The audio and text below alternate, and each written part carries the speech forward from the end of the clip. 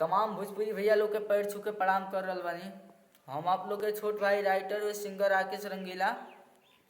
और आज लाइव में हम लोग के कुछ गा के सुनावे आइल बानी। अगर लाइव के सॉन्ग आप लोग के पसंद आई, अच्छा लगी तो चैनल के सब्सक्राइब कर लीजिए। समझ आई तो, ना समझ आई तो भैया एक बार कमेंट करके या फिर स्क्रीन पे हमारा नंबर बा, ये नंबर पे कॉल करके जरूर पूछ ले जा आई जा। और बहुत अच्छा मौका बा, बता दिया चाहतनी भोजपुरी कलाकार के लिए बहुत अच्छा मौका बा हमारे पास।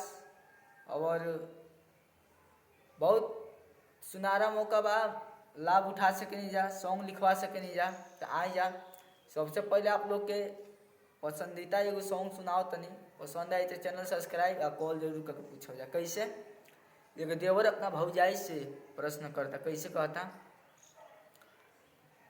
बातों के हमारा काहे ये भौजी मजाकों में मैंने लू। ए सुनो, आज ये बातों के हमारा काहे ये भौजी मजाकों में मैंने लू।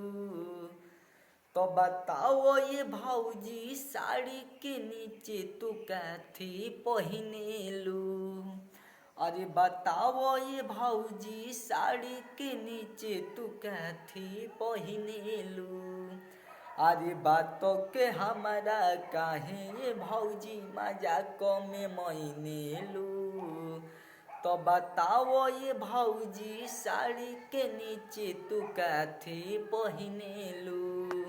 अरे बताओ ये भौजी साया के नीचे तू कैथी पहने लू।